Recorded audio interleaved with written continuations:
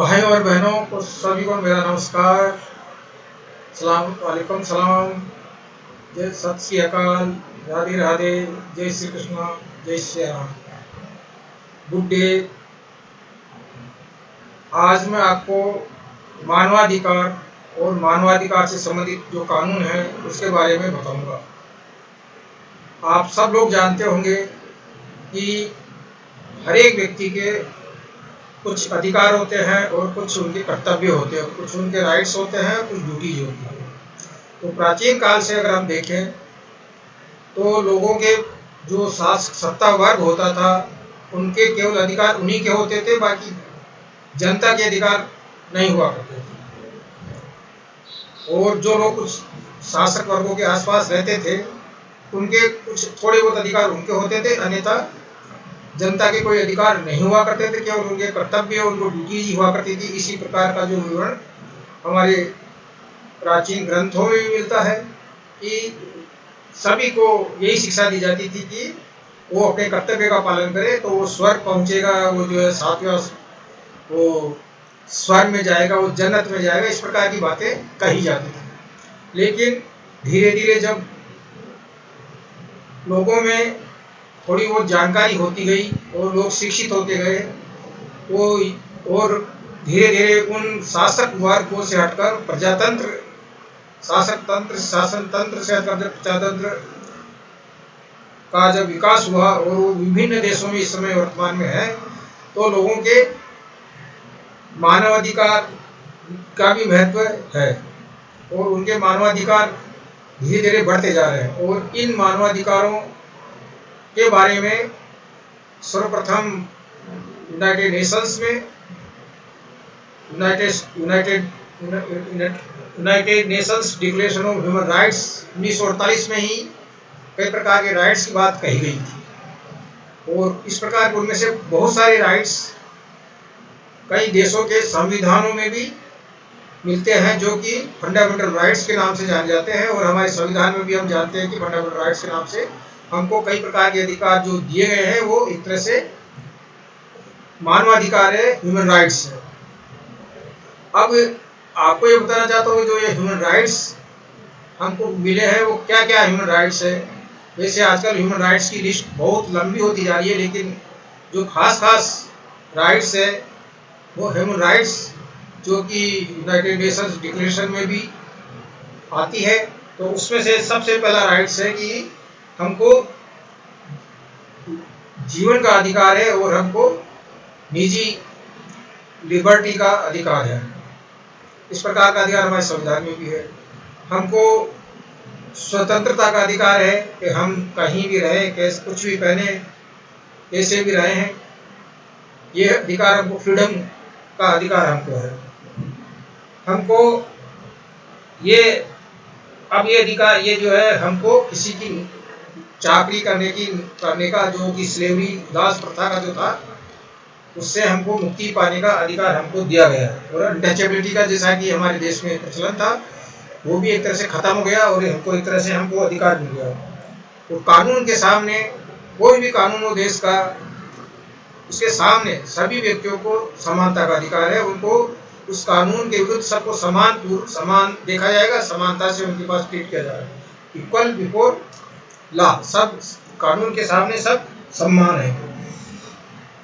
इसके अलावा कानून जो भी हमको अधिकार मिले हुए, मानवाधिकार मिले हुए, अगर उनका उल्लंघन होता है तो उन को पाने के लिए हमको उपचार पाने के लिए या रेमेडियल जो है हमको पाने के लिए उसका भी हमको अधिकार दिया गया है, जो कि हमारे संविधान में भी है और ये एक ह्यूमन राइट्स भी है।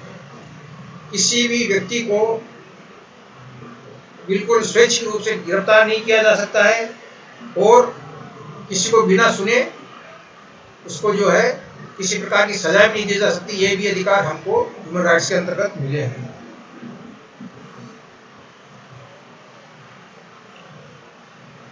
हमको अपनी प्रॉपर्टी रखने का अधिकार है, हमको अपने परिवार चलाने का अधिकार है और हमको किसी भी प्रकार का जाति के आधार पर, धर्म के आधार पर, क्षेत्र के आधार पर, सोशल स्टेटस के आधार पर उनको जो है उनको असमान नहीं देखने का अधिकार हमको दिया गया कि हम सभी लोग समान हैं। हमको इन तथ्यों के आधार पर उनको आगे पीछे नहीं किया जा सकता। उनके पास साथ जो है उनको आर्बिट्रेरी या उनके साथ अन्याय अत्याचार नहीं किया जा सकता है।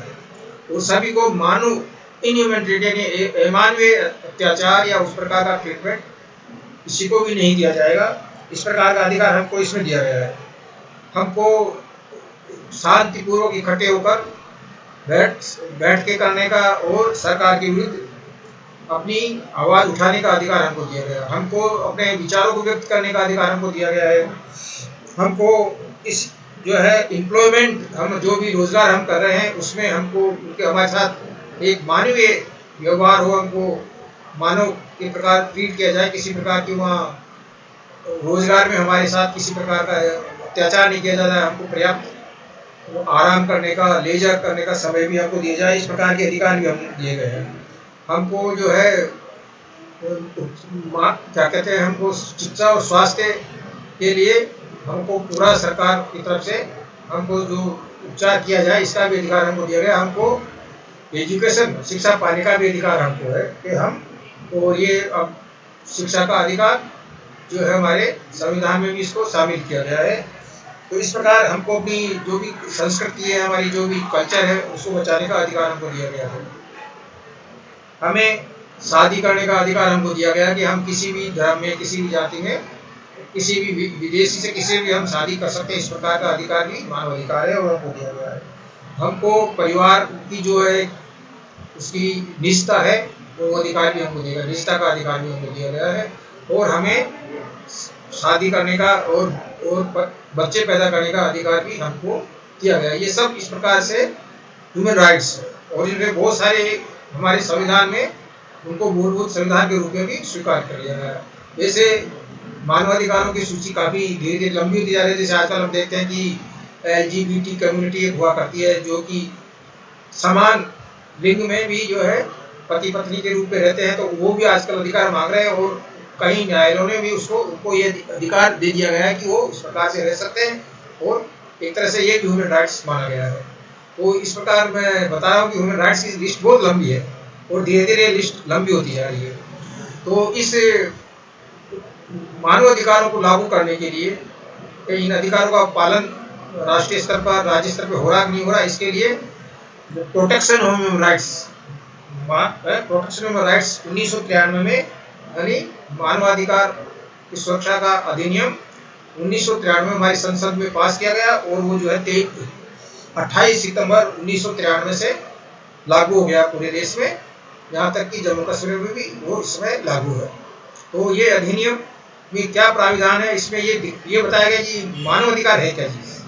तो मानव अधिकार आदमी के वो अधिकार हैं जो कि उसको उसके संविधान में प्रदत्त किया गया है या फिर अंतर्राष्ट्रीय जो भी समझौते हैं या जो हुए हैं या जो डिक्लेरेशंस है उसमें उनका वर्णन है, वो ह्यूमन राइट्स है। और ये ह्यूमन राइट्स हमको हर एक जनता को, हर एक व्यक्ति को मिलना चाहिए। इस प्रकार का परिभाषा भी इस अधिनियम 1993 में दिया गया है। और किसी भी प्रकार का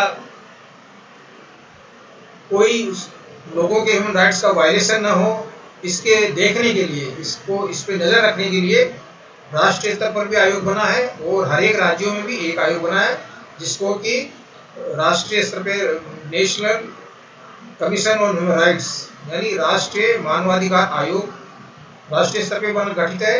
और राज्यों में state commission on human rights यानी राज्य मानवाधिकार आयोग हर एक राज्य में स्थित है।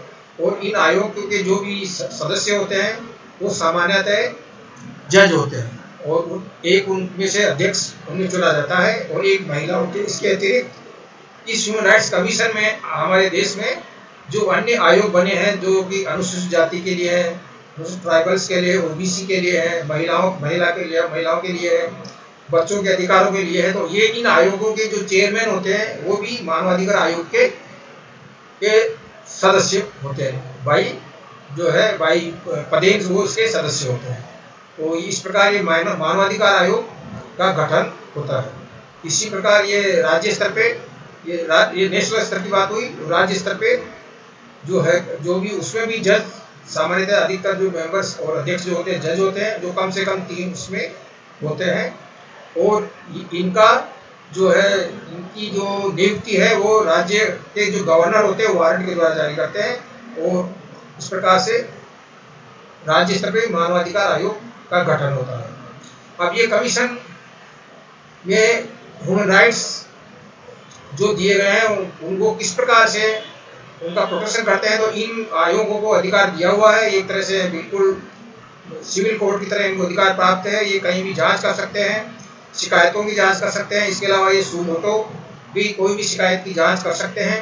और जो संबंधित इन कानूनों का उल्लंघन करते हैं, चाहे वो पुलिस हो, चाहे जनता के दूसरे लोग हो, या कोई भी विभाग का व्यक्ति हो, चाहे कोई भी व्यक्ति हो, उनके खिलाफ इन आयोग की रिपोर्ट्स के आधार पर कार्रवाई की जाती है। और ये जो हमारे आयोग है ये अपनी वार्षिक रिपोर्ट भी तैयार करते हैं और उसको प्रस्तुत करते हैं। वर्तमान में हमारे देश में बहुत सारे ऐसे अवैधानिक फर्जी और मानवाधिकार आयोग के नाम से संगठन बन गए हैं जो लोगों को परेशान करते हैं। तो हम लोगों को ये इस प्रकार के जो आयोग गठित, जो लोगों ने संस्थाएं बना रखी है मानवाधिकार के नाम से, और जो विषय जो है लोगों को बरलाती है, हमसे उनसे बचना चाहिए। अंत में मैं आपको पुनः ये सलाह देता हूँ कि जो फर्जी संगठन बने हुए हैं मानवाधिकार के नाम से, उनके चक्कर में आप ना आए। और कभी भी आपकी मानवाधिकार उल्लंघन होता है तो संबंधित आयोग, पुलिस में जाए या संबंधित आयोग में जाए, या पुलिस में भी मानवाधिकारों के लिए एक अलग से जो है एक बना होता है विंग, उसके पास जाएं और उसके लिए अपने मानवाधिकारों के लिए सुरक्षित करते हैं। इसके साथ में ही मैं आपको पुनः एक बार अवगत कराता हूँ, ये चाहता हूँ कि जो भी जितने भी फेक ऑर्गेनाइजेशंस है मानवाधिकार के नाम से, उनसे आप बचें। धन्यवाद।